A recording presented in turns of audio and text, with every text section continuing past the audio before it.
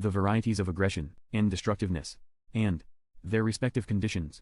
9. Benign aggression. Preliminary remarks. The evidence presented in the previous chapter has led to the conclusion that defensive aggressiveness is built in the animal and human brain and serves the function of defense against threats to vital interests. If human aggression were more or less at the same level as that of other mammals, particularly that of our nearest relative, the chimpanzee-human society would be rather peaceful and nonviolent. But this is not so. Man's history is a record of extraordinary destructiveness and cruelty, and human aggression, it seems, far surpasses that of man's animal ancestors, and man is, in contrast to most animals, a real killer. How are we to explain this hyperaggression in man? Does it have the same source as animal aggression, or is man endowed with some other specifically human potential for destructiveness? An argument can be made for the first assumption by pointing out that animals, too, exhibit extreme and vicious destructiveness when the environmental and social balance is disturbed, although this occurs only as an exception. For instance, under conditions of crowding. It could be concluded that man is so much more destructive because he has created conditions like crowding or other aggression-producing constellations that have become normal rather than exceptional in his history. Hence, man's hyperaggression is not due to a greater aggressive potential but to the fact that aggression-producing conditions are much more frequent for humans than for animals living in their natural habitat. 1. If this view has been expressed by C. and W.M.S. Russell, L. 968a, 185.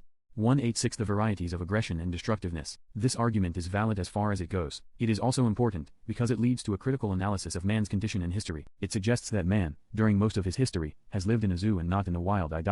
Under the condition of liberty conducive to human growth and well-being. Indeed, most data about man's nature are basically of the same order as Zuckerman's original data on the Monkey Hill baboons in the London Zoo. S. Zuckerman, 1932. But the fact remains that man often acts cruelly, and destructively even in situations that do not include crowding. Destructiveness and cruelty can cause him to feel intense satisfaction. Masses of men can suddenly be seized by lust for blood. Individuals and groups may have a character structure that makes them eagerly wait for or create situations that permit the expression of destructiveness. Animals, on the other hand, do not enjoy inflicting pain and suffering on other animals, nor do they kill for nothing. Sometimes an animal seems to exhibit sadistic behavior, for instance, a cat playing with a mouse, but it is an anthropomorphic interpretation to assume that the cat enjoys the suffering of the mouse. Any fast-moving object can serve as a plaything, whether it is a mouse or a ball of wool. Or, to take another example, Lawrence reports an incident of two doves caged together in too close confinement. The stronger one flayed the other alive, feather by feather, until Lawrence came and separated them. But here again, what might seem a manifestation of unrestricted cruelty is really a reaction to the deprivation of space and falls under the category of defensive aggression. The wish to destroy for the sake of destruction is different. Only man seems to take pleasure in destroying life without any reason or purpose other than that of destroying. To put it more generally, only man appears to be destructive beyond the aim of defense or of attaining what he needs. The thesis to be developed in this chapter is that man's destructiveness and cruelty cannot be explained in terms of animal heredity or in terms of a destructive instinct, but must be understood on the basis of those factors by which man differs from his animal ancestors. The problem is to examine in what manner and to what degree the specific conditions of human existence are responsible for the quality and intensity of man's lust for killing and torturing. 2. Two leaders. Von Bertalanffy has taken a position similar in principle to that presented here. He writes, "There is no doubt about the presence of aggressive and destructive tendencies in the human psyche which are of the nature of biological drives. However, the most pernicious phenomena of aggression, transcending benign aggression, even to the degree that man's aggressiveness has the same defensive character as the animals, it is much more frequent, for reasons that lie in the human condition." This chapter will deal first with man's defensive aggression and then with what is unique in man. Ifwe agree to call aggression all acts that cause, and are intended to cause, damage to another person, animal, or inanimate object. The most fundamental distinction among all kinds of impulses subsumed under the category of aggression is that between biologically adaptive, life-serving, benign aggression and biologically non-adaptive, malignant aggression. This distinction has already been mentioned in the discussion of the neurophysiological aspects of aggression. To sum up briefly, biologically adaptive aggression is a response to threats to vital interests. It is phylogenetically programmed. It is common to animals and men. It is not spontaneous or self-increasing but reactive and defensive. It aims at the removal of the threat, either by destroying or by removing its source. Biologically non-adaptive, malignant aggression, i.e., destructiveness and cruelty, is not a defense against a threat. It is not phylogenetically programmed. It is characteristic only of man. It is biologically harmful because it is socially disruptive. Its main manifestations, killing and cruelty, are pleasureful without needing any other purpose. It is harmful not only to the person who is attacked but also to the attacker. Malignant aggression, though not an instinct, is a human potential rooted in the very conditions of human existence. The distinction between biologically adaptive aggression and biologically non-adaptive aggression ought to help to clarify a confusion in the whole discussion of human aggression. Those who explain the frequency and intensity of human aggression as being due to an innate trait of human nature often force their opponents, who have refused to relinquish the hope for a peaceful world, to minimize the degree of man's destructiveness and cruelty. Thus the defenders of hope have often been driven into taking a defensive and over-optimistic view of man. The distinction between defensive and malignant aggression makes this unnecessary. It only implies that the malignant part of man's aggression is not innate, and hence not ineradicable, but it admits that malignant aggression is a human potential and more than a learned. Self-preservation and self-destruction are based upon a characteristic feature of man above the biological level, namely his capability of creating symbolic universes in thought, language and behavior. L. von Bertalanffy, 1956. 188. The varieties of aggression and destructiveness. Pattern of behavior that readily disappears when new patterns are introduced. Part 3 will examine the nature of and conditions for both benign and malignant aggression, while dealing at much greater length with the latter. Before starting, I want to remind the reader that in contrast to behaviorist theory, the following analysis of all types of aggression has as its subject matter aggressive impulses, regardless of whether or not they are expressed in aggressive behavior. Pseudo-aggression. By pseudo-aggression I refer to those aggressive acts that may cause harm, but are not intended to do so. Accidental aggression. The most obvious example of pseudo-aggression is accidental, unintended aggression, i.e., an aggressive act that hurts another person, but was not intended to do any harm. The classical example for this type of aggression is the firing of a gun which accidentally hurts or kills a bystander. Psychoanalysis has somewhat reduced the simplicity of the legal definition of accidental acts by introducing the concept of unconscious motivation, so that one can raise the question of whether what appears to be accidental was not unconsciously intended by the aggressor. This consideration would decrease the number of cases that fall under the category of unintended aggression, but it would be a purely dogmatic oversimplification to assume that every accidental aggression is due to unconscious motives. Playful aggression. Playful aggression has as its aim the exercise of skill. It does not aim at destruction or harm, and it is not motivated by hate. While fencing, sword fighting, and archery developed from the need to kill an enemy in defense or attack, their original function has been almost completely lost, and they have become an art. This art is practiced, for instance, in Zen Buddhist sword fighting, which requires great skill, complete control of the whole body, complete concentration, qualities it shares with an art apparently as completely different as that of the tea ceremony. A Zen master of sword fighting does not harbor the wish to kill or destroy, nor has he any hate. He makes the proper movement, and if the opponent is killed, it is because the latter stood in the wrong place.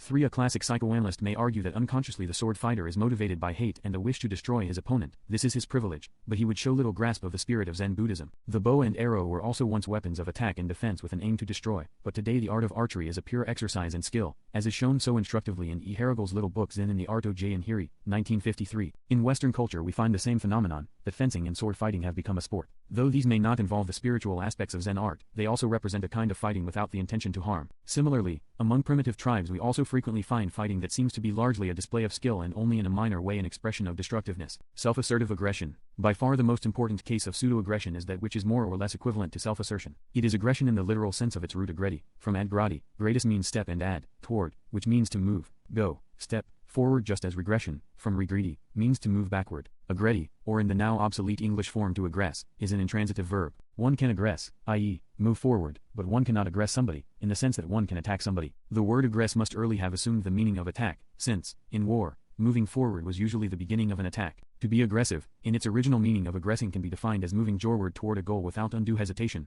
doubt, or jare. The concept of assertive aggression seems to find some confirmation in observations made of the link between the male hormone and aggression. A number of experiments have shown that male hormones tend to generate aggressive behavior. For an answer to the question why this should be so, we must consider that one of the most basic differences between male and female is the difference in function during the sexual act. The anatomic and physiological conditions of male sexual functioning require that the male be capable of piercing the hymen of the virgin, that he should not be deterred by the fear, hesitation, or even resistance she might manifest. In animals, the male must hold the female in position during the act of mounting, since the male capacity to function sexually is a basic requirement for the survival of the species. 3. Personal communication from the late Dr. D.T. Suzuki. 19 degrees. The varieties of aggression and destructiveness. One might expect that nature has endowed the male with some special aggressive potential. This expectation appears to be borne out by a number of data. Many experiments have been made to study the connection between aggression and either the castration of the male or the effects of injecting male hormones into a castrated male. The basic studies in this field were done in the 40s. One of the classic experiments is that described by Benign. He showed that when adult male mice, 25 days old, were castrated,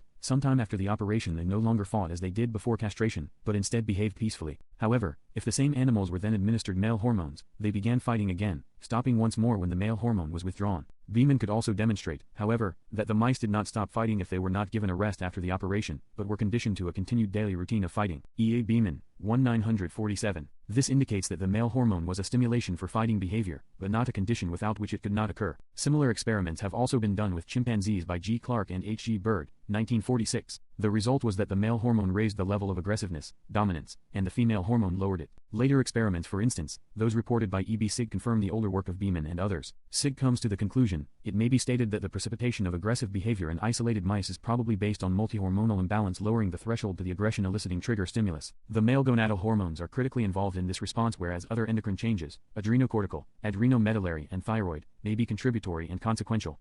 Escarotini and E. B. Sig, ed. 1969. Of the other papers in the same volume dealing with the problem of the relationship of sex hormones and aggression, I want to mention only one more study, that by K. M.J. Lagerspetz. He reports on experiments that tend to demonstrate that in mice conditioned to be highly aggressive, both mounting and copulation were totally inhibited, while in mice conditioned to be non-aggressive, sexual behavior was not inhibited. The author concludes that these results suggest that these two types of behavior are alternatives which can be selectively inhibited and reinforced, and they do not substantiate the belief that aggressive and sexual behavior are due to a common arousal which is further channeled by environmental stimuli. K. M. J. Lagerspetz, 1969, such A. 4 cf. F. A. Beach, 1945, Benign Aggression 191. Conclusion contradicts the assumption that aggressive impulses contribute to male sexual impulses. It is outside my competence to evaluate this apparent contradiction. I shall, however, offer a hypothetical suggestion a little further on in the text. Another possible basis for the assumption of a connection between maleness and aggression are the findings and speculations on the nature of the Y chromosome. The female carries two sex chromosomes, 20. The male pair of sex chromosomes consists of one X and one Y, XY. However, in the process of cell division abnormal developments can occur, the most important one from the standpoint of aggression being a male who has one X and two Y chromosomes, XY. There are other constellations having an extra sex chromosome which do not interest us here. XY individuals seem to show certain physical abnormalities. They are usually above average in height, rather dull, and with a relatively high incidence of epileptic and epileptiform conditions. The feature that interests us here is that they may also show an extraordinary amount of aggressiveness. This assumption was first made on the basis of a study of mentally abnormal, violent and dangerous inmates in a special security institution in Edinburgh, P. A. Jacobs et al. 1965, 7 of the 197 males were of a XY constitution, 3.5 per 1,000, which is probably a significantly higher percentage than that found in the general population. 5 After the publication of this work, about a dozen other studies have been made whose results tend to confirm and enlarge upon those of the first 1.60 studies, however, do not permit any definite conclusions, and assumptions based on them must await confirmation by research done on larger samples and using more refined methods. 5 These figures are debatable, however, since estimates of the percentage of XY among the general population vary between 0.5 to 3.5 per 1,000. 6 cf.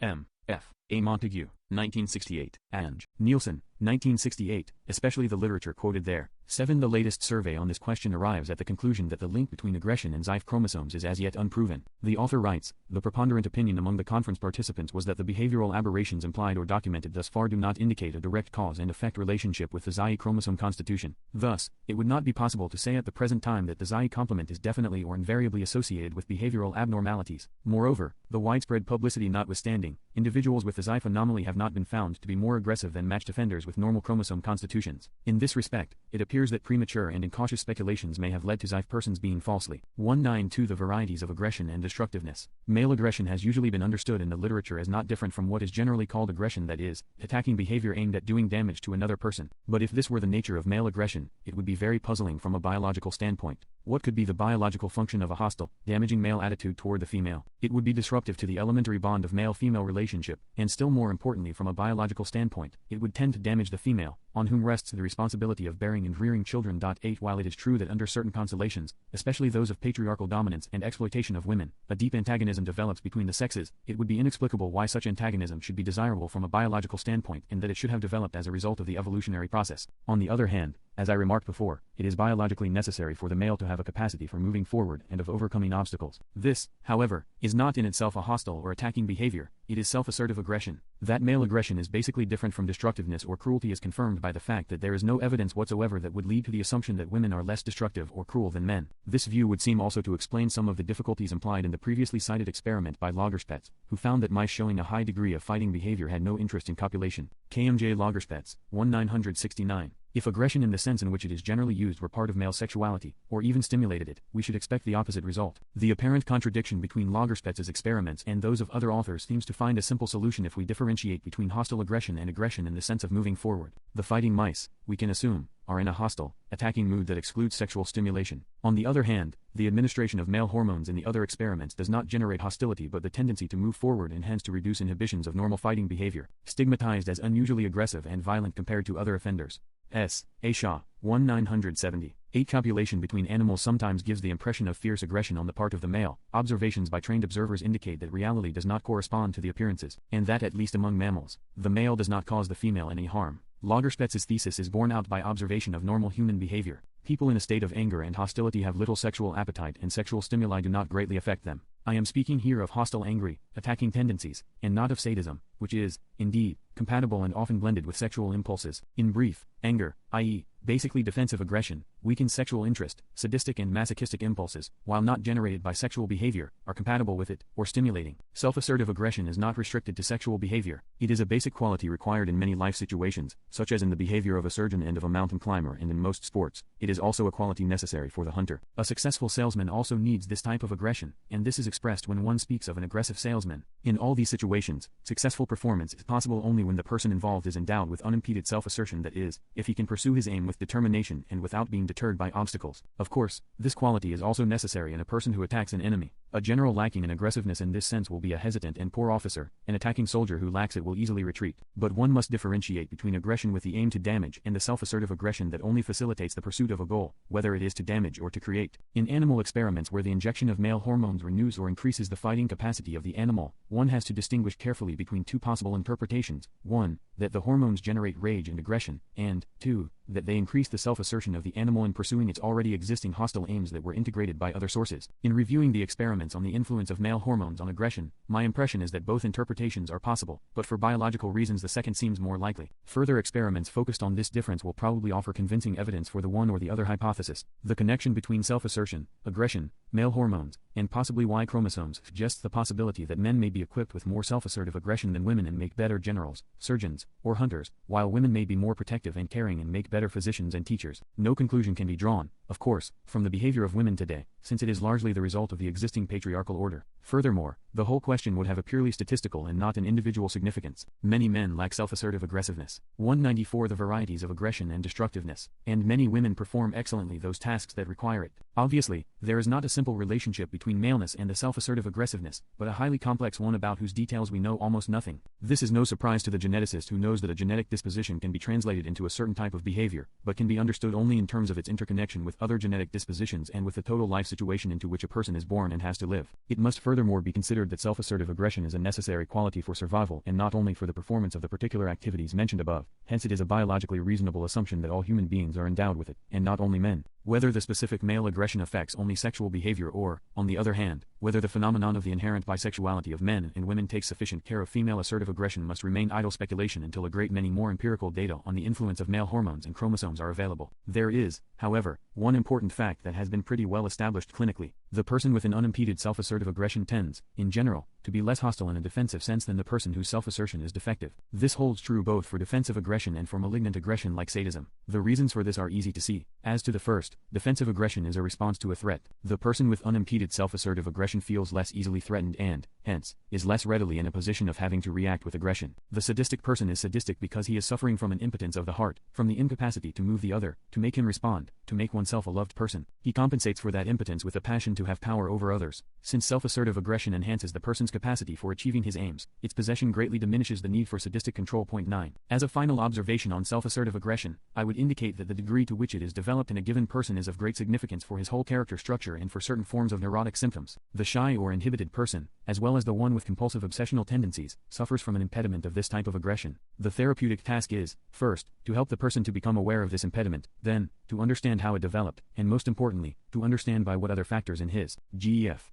The discussion of sadism in Chapter 1.1. Character system and in his environment it is supported and supplied with energy. Perhaps the most important factor that leads to the weakening of self-assertive aggression is an authoritarian atmosphere in family and society, where self-assertion is equated with disobedience, attack, sin. For all irrational and exploitative forms of authority, self-assertion, the pursuit by another of his real goals, is the arch sin because it is a threat to the power of the authority. The person subject to it is indoctrinated to believe that the aims of the authority are also his, and that obedience offers the optimal chance for fulfilling oneself. Defensive aggression.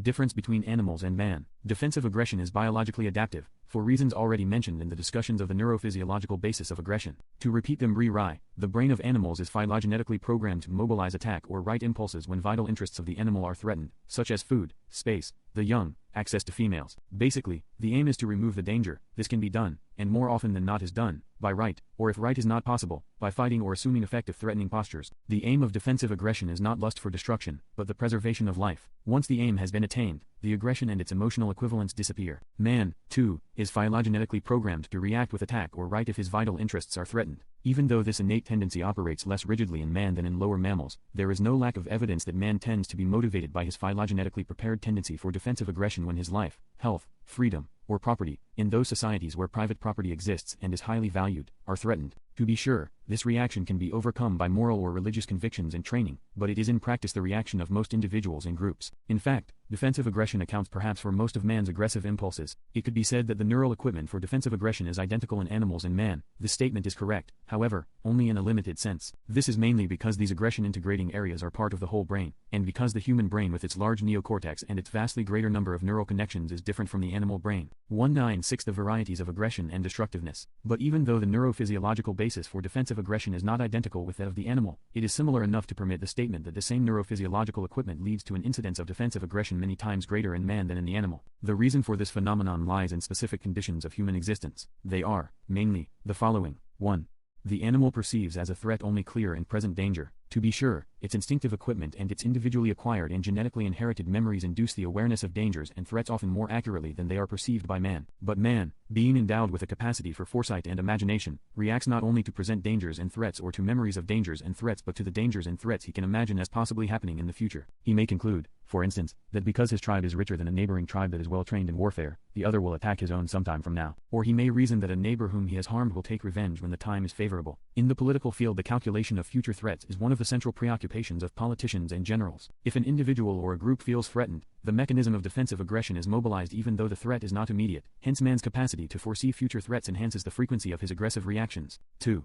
Man is capable not only of foreseeing real dangers in the future, he is also capable of being persuaded and brainwashed by his leaders to see dangers when in reality they do not exist. Most modern wars, for instance, have been prepared by systematic propaganda of this type. The population was persuaded by its leaders that it was in danger of being attacked and destroyed, and thus reactions of hate against the threatening nations have been provoked. Often no threat existed, especially since the French Revolution, with the appearance of large citizens' armies rather than relatively small armies consisting of professional soldiers. It is not easy for a nation's leader to tell the people to kill and be killed because industry wants cheaper raw materials, cheaper labor, or new markets. Only a minority would be willing to participate in the war if it were justified by declaring such aims. If, on the other hand, a government can make the population believe that it is being threatened, the normal biological reaction against threat is mobilized. In addition, these predictions of threat from the outside are often self-fulfilling. The aggressor state, by preparing for war, forces the state that is about to be attacked to prepare also, thereby providing the proof of the alleged threat. The arousal of defensive aggression by means of brainwashing can occur only in humans. In order to persuade people that they are threatened, one needs, above all, the medium of language. Without this, most suggestion would be impossible. In addition, one needs a social structure that provides a sufficient basis for brainwashing.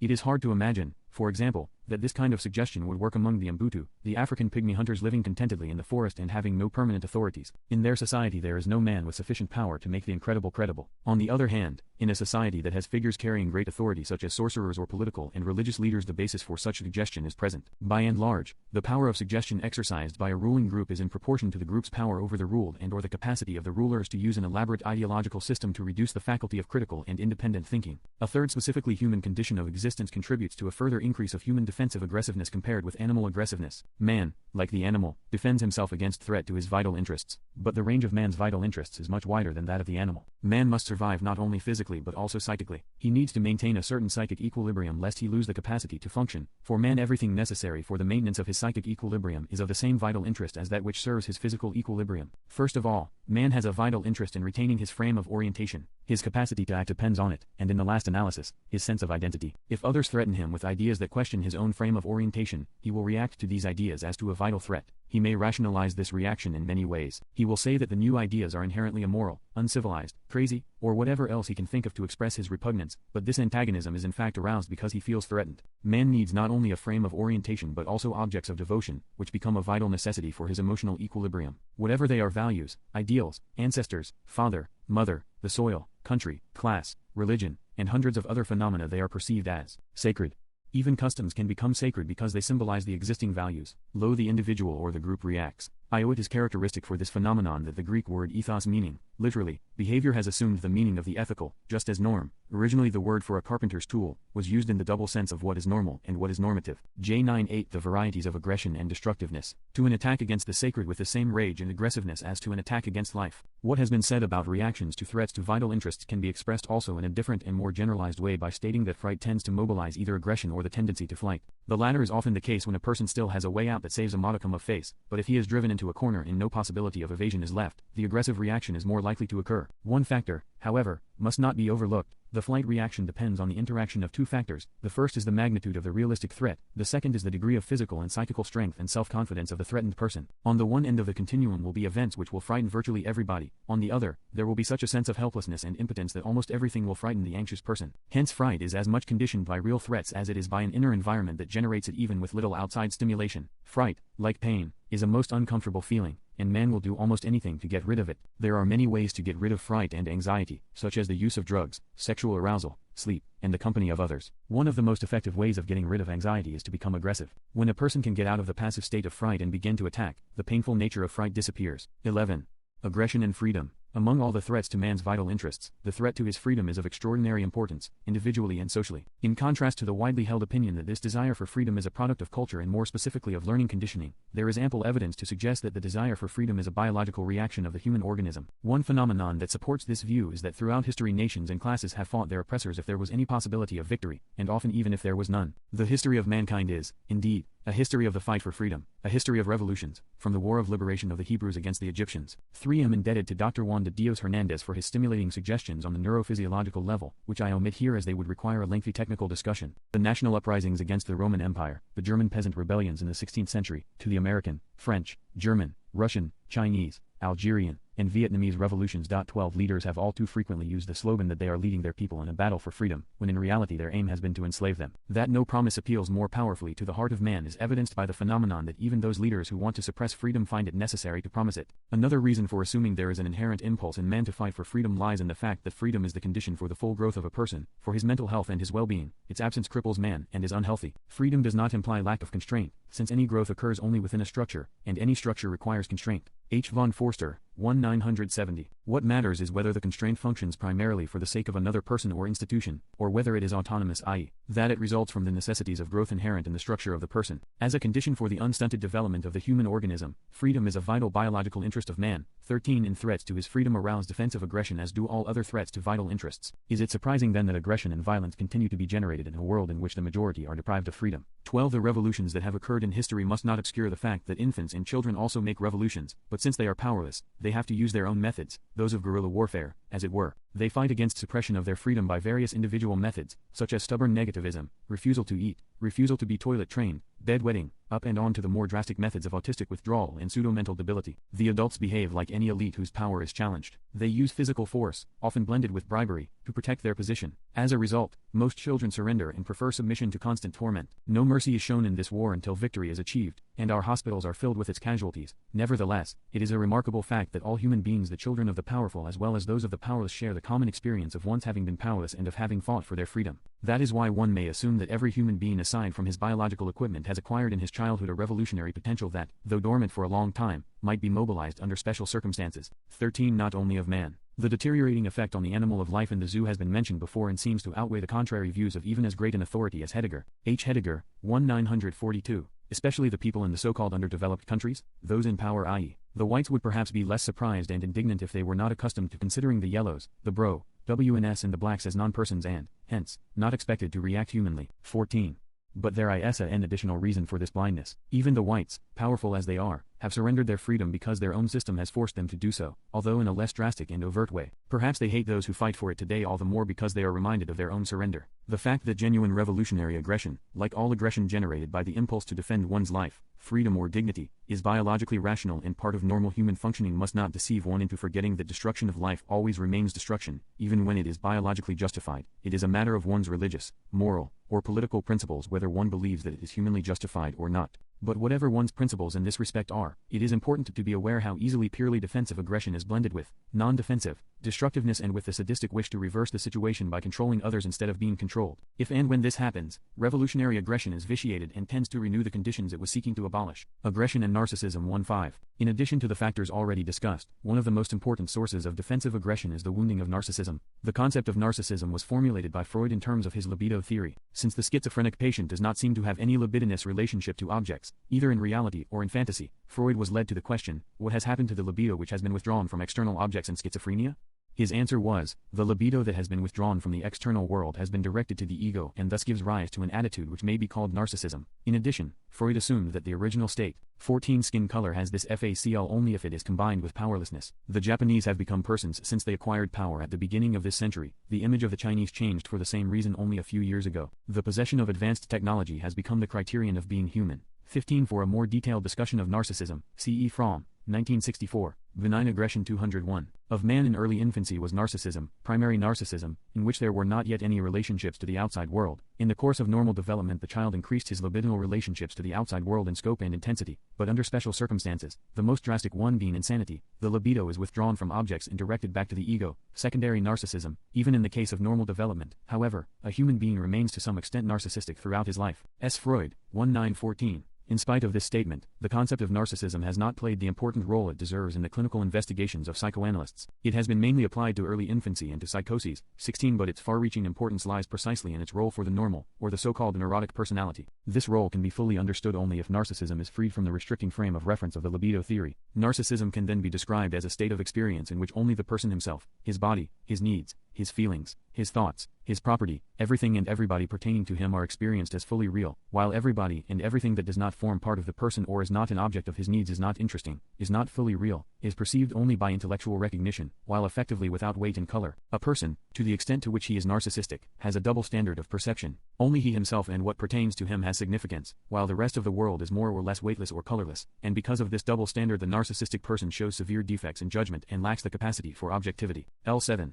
Often the narcissistic person achieves a sense of security in his own entirely subjective conviction of his perfection, his superiority over others, his extraordinary qualities, and not through being related to others or through any real work or achievement of his own. He needs to hold. 161. In recent years many analysts have questioned the concept of primary narcissism in infancy and assumed the existence of object relations at a much earlier period than Freud did. Freud's idea of the totally narcissistic nature of psychoses has also been abandoned by most psychoanalysts. 171. And the following one deal only with narcissism that manifests itself in the sense of grandiosity. There is another form of narcissism that, although it seems to be the opposite, is only another manifestation of the same thing. One refer to negative narcissism, in which a person is constantly and anxiously concerned with his health to the point of hypochondria. This manifestation is of no importance in this context. It should be noted, however, that the two manifestations are often blended. We need only think of Himmler's hypochondriacal preoccupation with his health. 202. The varieties of aggression and destructiveness. Onto his narcissistic self-image, since his sense of worth as well as his sense of identity are based on it. If his narcissism is threatened, he is threatened in a vitally important area. When others wound his narcissism by slighting him, criticizing him, showing him up when he has said something wrong, defeating him in a game or on numerous other occasions, a narcissistic person usually reacts with intense anger or rage, whether or not he shows it or is even aware of it. The intensity of this aggressive reaction can often be seen in the fact that such a person will never forgive someone who has wounded his narcissism and often feels a desire for vengeance which would be less intense if his body or his property had been attacked. Most persons are not aware of their own narcissism, but only of those of its manifestations which do not overtly reveal it. Thus, for instance, they will feel an inordinate admiration for their parents or for their children, and they have no difficulty in expressing these feelings because such behavior is usually judged positively as filial piety, parental affection, or loyalty. But if they were to express their feelings about their own person, such as I am the most wonderful person in the world, I am better than anyone else, etc., they would be suspected not only of being extraordinarily vain, but perhaps even of not being quite sane. On the other hand, if a person has achieved something that finds recognition in the field of art, science, sports, business, or politics, his narcissistic attitude appears not only to be realistic and rational, but is also constantly fed by the admiration of others. In these cases he can give full rein to his narcissism because it has been socially sanctioned and confirmed. In present-day Western society there is a peculiar interconnection between the narcissism of the celebrity and the needs of the public. The latter wants to be in middle touch with famous people because the life of the average person is empty and boring. The mass media live from selling fame, and thus everybody is satisfied, the narcissistic performer, the public, and the fame merchants. Among political leaders a high degree of narcissism is very frequent. It may be considered an occupational illness or asset especially among those who owe their power to their influence over mass audiences. If the leader is convinced of his extraordinary gifts and of his mission, it will be easier to convince the large audiences who are attracted by men who appear to be so absolutely certain. But the narcissistic leader does not use his narcissistic charisma only as a means for political success. He needs success and applause for the sake of his own mental equilibrium. The idea of his greatness and infallibility is SN. L8. The problem of narcissism and creativity is a very complex one and would need a much longer discussion than is possible here. Benign aggression, surely based on his narcissistic grandiosity, not on his real achievements as a human being. 19. And yet he cannot do without the narcissistic inflation because his human core conviction, conscience, love, and faith is not very developed. Extremely narcissistic persons are often almost forced to become famous, since otherwise they might become depressed and insane. But it takes much talent and appropriate opportunities to influence others to such a degree that their applause validates these narcissistic dreams. Even when such people succeed, they are driven to seek further success, since for them failure carries the danger of collapse. Popular success is, as it were, their self-therapy against depression and madness. In fighting for their aims, they are really fighting for their sanity. When, in group narcissism, the object is not the individual but the group to which he belongs, the individual can be fully aware of it, and express it without any restrictions. The assertion that my country, or nation, or religion, is the most wonderful, the most cultured,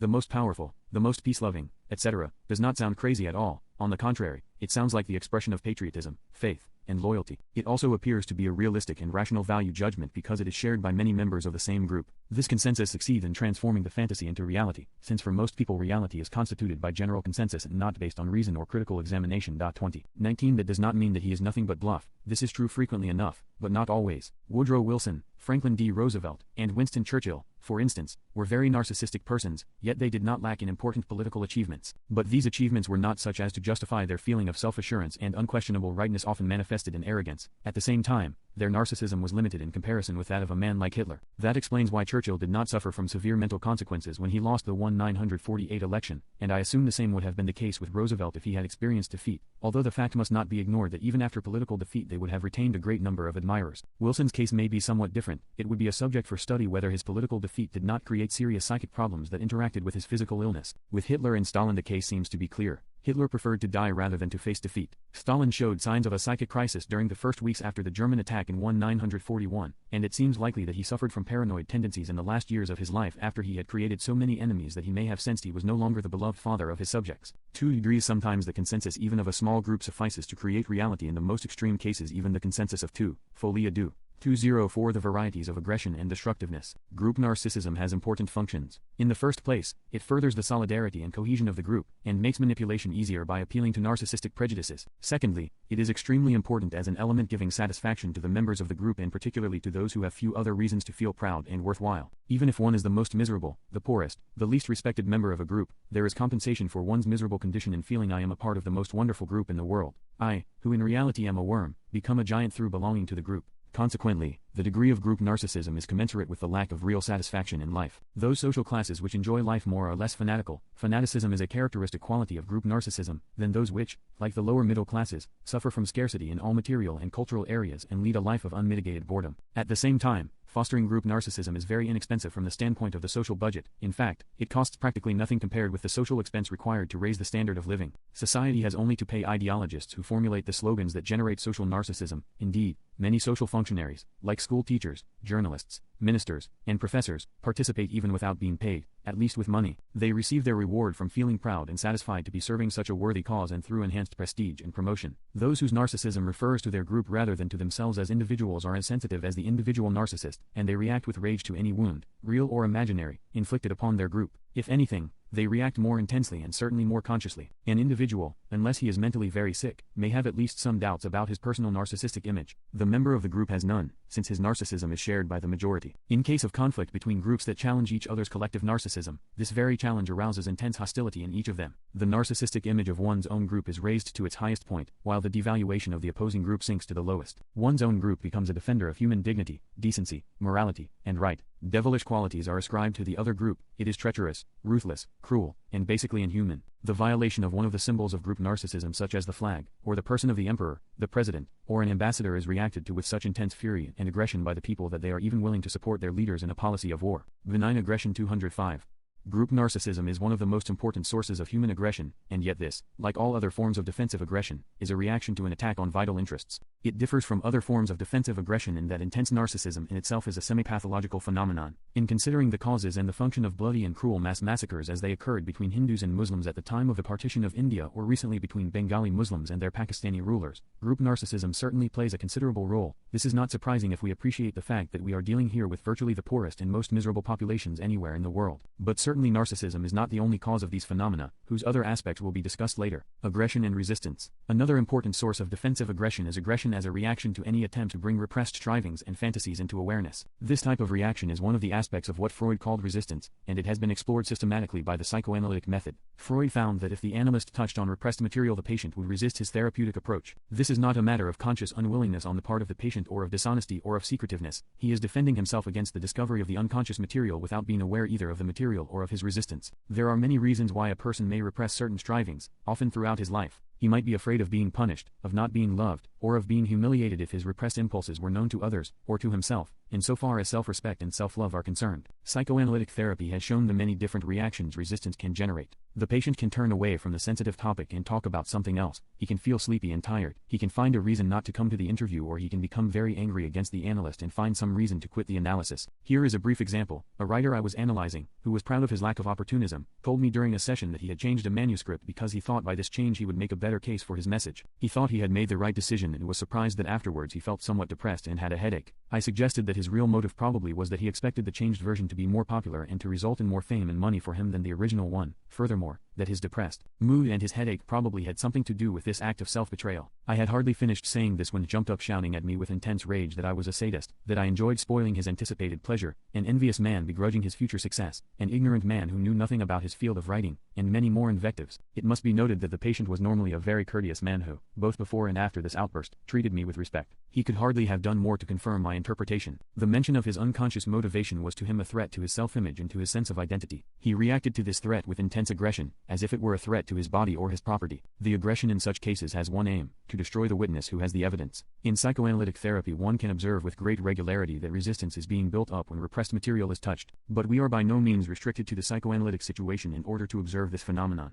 Examples from daily life abound. Who has not seen the mother who reacts with fury when someone tells her that she wants to keep her children close to her because she wants to possess and control them and not because she loves them so much? Or the father who is told that his concern for his daughter's virginity is motivated by his own sexual interest in her? Or a certain type of patriot who is reminded of the profit interest behind his political convictions? Or a certain type of revolutionary who is reminded of the personal destructive impulses behind his ideology? In fact, questioning another's motives violates one of the most respected taboos of courtesy, and a very necessary one, inasmuch as courtesy has the function of minimizing the arousal of aggression. Historically, the same thing happens. Those who told the truth about a particular regime have been exiled, jailed, or killed by those in power whose fury had been aroused. To be sure, the obvious explanation is that they were dangerous to their respective establishments, and that killing them seemed the best way to protect the status quo. This is true enough, but it does not explain the fact that the truth-sayers are so deeply hated even when they do not constitute a real threat to the established order. The reason lies, I believe, in that by speaking the truth they mobilize the resistance of those who repress it. To the latter, the truth is dangerous not only because it can threaten their power but because it shakes their whole conscious system of orientation, deprives them of their rationalizations, and might even force them to act differently. Only those who have experienced the process of becoming aware of important impulses that were repressed know the earthquake-like, benign aggression, sense of bewilderment and confusion that occurs as a result.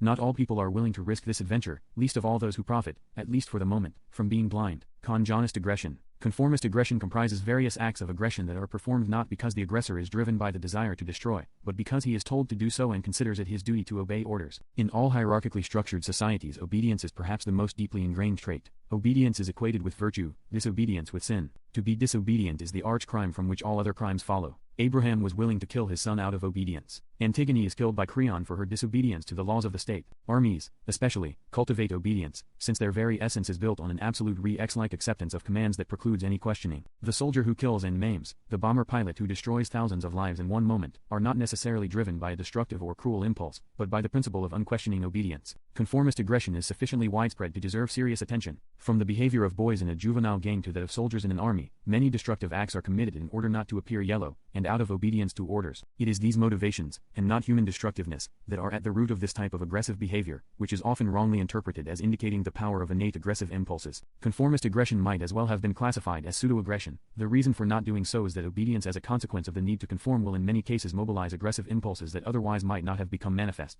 Furthermore, the impulse not to obey or not to conform constitutes for many a real threat, against which they defend themselves by performing the required aggressive act. Instrumental aggression. Another biologically adaptive type of aggression is instrumental aggression, which has the aim of obtaining that which is necessary or desirable. The aim is not destruction as such, this serves only as an instrument for attaining the real aim. In this respect it is similar to defensive aggression, but in other important aspects it is different. It does not seem to have a phylogenetically programmed neuronal basis such as 208 The varieties of aggression and destructiveness. That which programs defensive aggression, among mammals, only animals of prey, whose aggression is instrumental to obtaining food, are endowed with an innate neuronal pattern that impels them to attack their prey. The hunting behavior of hominids and Homo is based on learning and experience, and does not seem to be phylogenetically programmed. The difficulty with instrumental aggression lies in the ambiguity of the terms necessal and desirable. Eel is easy to define necessary in terms of an unquestionable physiological need, as, for instance, warding off starvation. If a man steals or robs because he and his family do not have even the minimal amount of food they need, the aggression is clearly an act motivated by physiological necessity. The same would hold true for a primitive tribe on the verge of starvation which attacks another tribe that is better off. But these clear-cut examples of necessity are relatively rare today. Other, more complicated cases are much more frequent.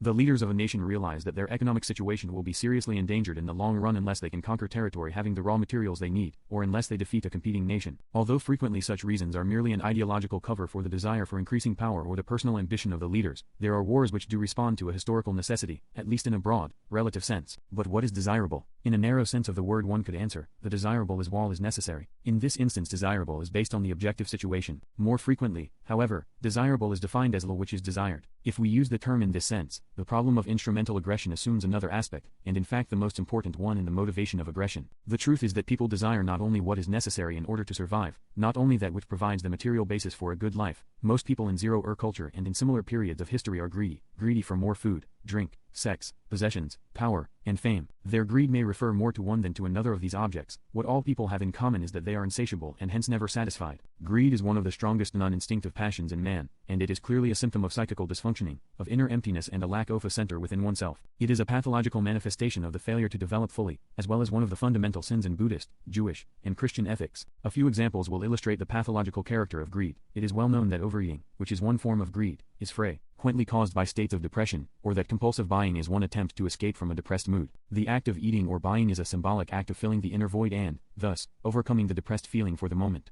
Greed is a passion, that is to say, it is charged with energy and relentlessly drives a person toward the attainment of his goals. In our culture, greed is greatly reinforced by all those measures that tend to transform everybody into a consumer. Of course, the greedy person does not need to be aggressive, provided he has enough money to buy what he desires. But the greedy person who does not have the necessary means must attack if he wants to satisfy his desires. The most drastic example of this is the drug addict who is possessed by his greed for the drug, although in his case increasingly reinforced by physiological sources. The many who do not have the money to buy drugs, rob, assault, or even kill in order to get the necessary means. Destructive as their behavior is, their aggression is instrumental and not their goal. On a historical scale, greed is one of the most frequent causes of aggression and is probably as strong a motive for instrumental aggression as the desire for what is objectively necessary. The understanding of greed is obscured by its identification with self-interest. The latter is a normal expression of a biologically given drive, that for self-preservation, the aim of which is to obtain what is necessary for the preservation of life or of a customary, traditional standard of living. As Max Weber, Tawney, von Brentano, Zombert, and others have shown, man in the Middle Ages was motivated by the desire to preserve his traditional standard of living, whether as a peasant or as an artisan. The demands of the revolutionary peasants in the 16th century were not to have what the artisans in the cities had, nor did the artisans strive for the wealth of a feudal baron or a rich merchant.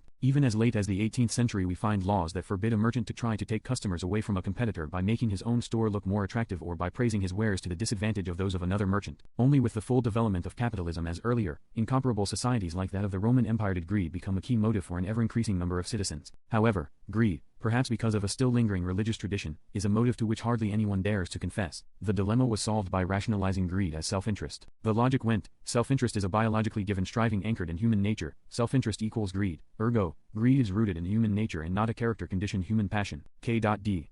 210 The varieties of aggression and destructiveness. On the causes of war. The most important case of instrumental aggression is war. It has become fashionable to consider war as caused by the power of man's destructive instinct. Instinctivists and psychoanalysts 21 have given this explanation of war. Thus, for instance, an important representative of psychoanalytic orthodoxy, E. Glover, argues against M. Ginsberg that the riddle of war lies deep in the unconscious, and he compares war with an inexpedient form of instinct adaptation. E. Glover and M. Ginsberg, 1934. 22. Freud himself took a much more realistic view than his followers. In his famous letter to Albert Einstein, Why War? S. Freud, 1933.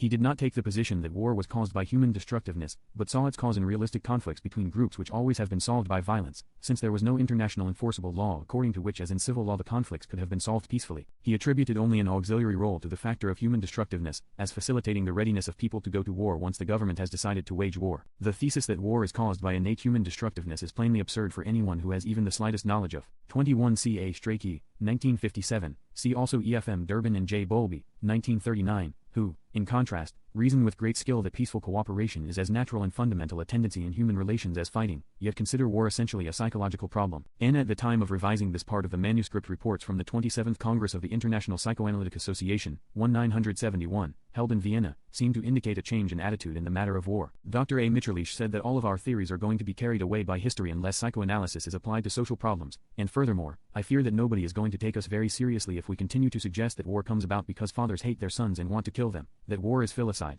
We must, instead, aim at finding a theory that explains group behavior, a theory that traces this behavior to the conflicts in society that actuate the individual drives. Such attempts have indeed been made by psychoanalysts since the early 30s, but have led to their expulsion from the International Psychoanalytic Association under one pretext or another. Official permission for this new endeavor was given by Anna Freud at the end of the Congress, adding cautiously, "We should let a formulation of a theory of aggression wait until we know much more from our clinical studies about what really constitutes aggressivity." Both quotations are from the Paris edition of the Herald Tribune, July 29, 31st, 971. History.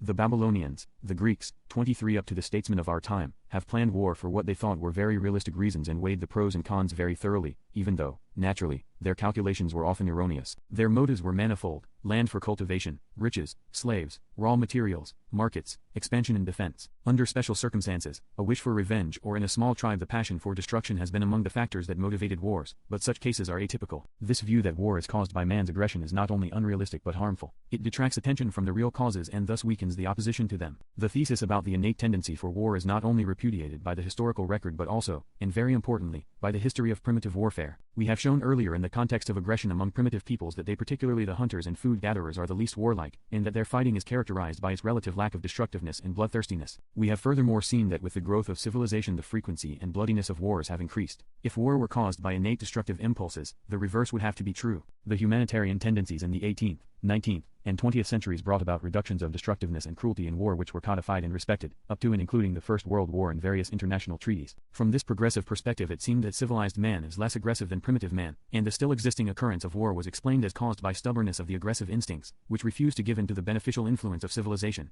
But, in fact, the destructiveness of civilized man was projected into man's nature, and thus history was confused with biology. It would far exceed the frame of this volume if I tried to present even a brief analysis of the causes of war, and I have to limit myself to giving only one example, that of the First World War. 24. The First World War was motivated by the economic interests and, 23. For a very telling example, see Thucydides' description of the Peloponnesian War. 24. The literature on the military, political, and economic aspect of the 19141,918 war is so large that even an abbreviated bibliography would fill many pages. I find that the two most profound and enlightening works on the causes of World War I are those by two outstanding historians, C. W. F. Holgarten, 1963, and F. Fisher, 1967. Ambitions of the political, military, and industrial leaders on both sides, and not by in need of the various nations involved to give vent to their damned up aggression. These motivations are well known, and need not be described here in detail. By and large, it can be said that the German aims in the 1914 to 1918 war were also its main motivations: economic hegemony in Western and Central Europe and territory in the East. These were, in fact, also the aims of Hitler, whose foreign policy was essentially the continuation of that of the imperial government. The aims and motivations of the Western Allies were similar. France wanted Alsace-Lorraine, Russia, the Dardanelles, England, parts of the German colonies, and Italy, at least a small part of the booty. Had it not been for these aims, some of which were stipulated in secret treaties, peace would have been concluded years earlier and the lives of many millions of people on both sides would have been spared. Both sides in the First World War had to appeal to the sense of self-defense and freedom.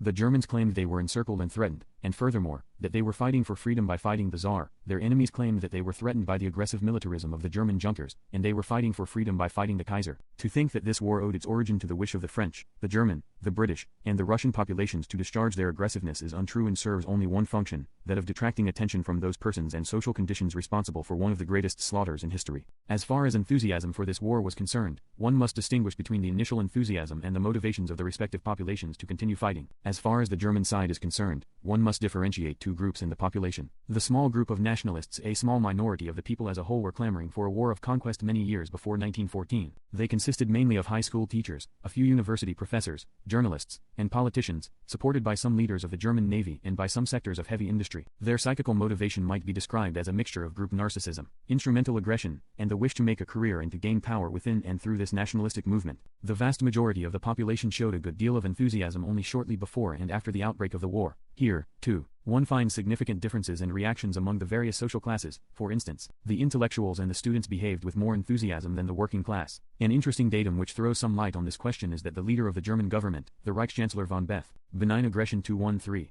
Man Hallweg, as the German Foreign Office documents published after the war show, was aware that it would be impossible to win the consent of the Social Democratic Party, the strongest party in the Reichstag, unless he could first declare war on Russia and therefore make the workers feel that they were fighting against autocracy and for freedom. The whole population was under the systematic suggestive influence of the government and the press in the few days before the outbreak and after the beginning of the war, to convince them that Germany was to be humiliated and attacked. Thus in this way impulses of defensive aggression were mobilized. The population as a whole, however, was not motivated by strong impulses of instrumental aggression, i.e., the wish to conquer foreign territory. This is borne out by the fact that government propaganda even at the beginning of the war either denied any aims of conquest, or later on, when the generals were dictating foreign policy, aims of conquest were described as necessary for the future safety of the German Reich. However, the initial enthusiasm disappeared after a few months, never to return. It is most remarkable that when Hitler started his attack against Poland and, thus, as a consequence triggered the Second World War, popular enthusiasm for the war was practically nil. The population, in spite of years of heavy militaristic indoctrination, showed very clearly that they were not eager to fight this war. Hitler even had to stage a phony attack on a Silesian radio station by alleged Polish soldiers in reality, disguised Nazis in order to awaken the sense of defense against an attack. But although the German population definitely did not want this war, the generals were also reluctant. They went into the war without resistance and fought bravely until the end. The psychological problem lies here, not in the causation of the war but in the question, what psychological factors make war possible even though they do not cause it? There are a number of relevant factors to consider in answering this question. In the First World War, also, with some modifications, in the Second World War, once it had started, the German, or French, Russian, British, soldiers went on fighting because they felt that losing the war would mean disaster for the whole nation. The individual soldiers were motivated by the feeling that they were fighting for their lives, and that it was a matter of killing or being killed. But even these feelings would not have been sufficient to sustain the willingness to go on. They also knew that they would be shot if they ran away, although even these motivations did not prevent large-scale mutinies from occurring in all armies. In Russia and Germany they led eventually to revolutions in 214. The varieties of aggression and destructiveness. 1917 and 1918. In France there was almost no army corps in 1917 in which the soldiers did not mutiny, and it was only due to the skill of the French generals in preventing one military unit from knowing what went on in other units that these mutinies were suppressed by a mixture of wholesale executions and some improvements in the conditions in the daily life of the soldiers. Another important factor for the possibility of war is the deeply ingrained feeling of respect for and awe of authority. The soldier had traditionally been made to feel that to obey his leaders was a moral and religious obligation for the fulfillment of which he should be ready to pay with his life. It took about 3 to 4 years of the horror of life in the trenches and growing insight into the fact that they were being used by their leaders for aims of war that had nothing to do with defense, to break down this attitude of obedience, at least in a considerable part of the army and the populations at home. There are other, more subtle emotional motivations that make war possible and that have nothing to do with aggression. War is exciting, even if it entails risks for one's life and much physical suffering. Considering that the life of the average person is boring, routinized, and lacking in adventure, the readiness to go to war must be understood as a desire to put an end to the boring routine of daily life and to throw oneself into an adventure, the only adventure, in fact, the average person may expect to have in his life. 25. War, to some extent, reverses all values. War encourages deep-seated human impulses, such as altruism and solidarity, to be expressed, impulses that are stunted by the principles of egotism and competition that peacetime life engenders in modern man. Class differences, if not absent, disappear to a considerable extent. In war, man is man again, and has a chance to distinguish himself, regardless of privileges that his social status confers upon him as a citizen. To put it in a very accentuated form, war is an indirect rebellion against the injustice, inequality and boredom governing social life in peacetime, and the fact must not be underestimated that while a soldier fights the enemy for his life, he does not have to fight the members of his own group for food, medical care, shelter, clothing. These are all provided in a kind of perversely socialized system. The fact that war has these positive features. 25. But one must not overestimate this factor. The example of countries like Switzerland, the Scandinavian nations, Belgium, and the Netherlands demonstrates that the factor of adventurousness cannot cause a population to want war if the country is not attacked and if there is no reason for the governments to start war. Is a sad comment on our civilization. If civilian life provided the elements of adventurousness, solidarity, equality, and idealism that can be found in war, it may be very difficult, we may conclude, to get people to fight a war. The problem for governments in war is to make use of this rebellion by harnessing it for the purpose of war. Simultaneously it must be prevented from becoming a threat to the government by enforcing strict discipline and the spirit of obedience to the leaders who are depicted as the unselfish, wise, courageous men protecting their people from destruction. 26. To conclude, major wars in modern times and most wars between the states of antiquity were not caused by dammed-up aggression, but by instrumental aggression of the military and political elites. This has been shown in the data about the difference in the incidence of war from the most primitive to the higher developed cultures. The more primitive a civilization, the less wars do we find. Q. Wright, 1965, 27 The same trend can be seen in the fact that the number and intensity of wars has risen with the development of technical civilization. It is highest among the powerful states with a strong government and lowest among primitive man without permanent chieftainship. As shown in the following table, the number of battles engaged in by the principal European powers in modern times shows the same trend. The table reports the number of battles in each century since 1480, Q. Right, 1965, years. Number of battles, 1480 1499 1500 to 1599 1600 1699 1700 to 1799 1800 to 1899 1900 1940 987 239 78 165 1892. What those authors who explain that war is caused by man's innate aggression have done is to consider modern war as normal, assuming. 26 It is characteristic for this dilemma that in the international treaties governing the treatment of war prisoners, all powers agreed on the stipulation that forbids a government to propagandize their prisoners of war against their respective governments. In short, one has agreed that each government has a right to kill the soldiers of the enemy, but it must not make them disloyal. 27 Cf. Primitive warfare, in Chapter 8.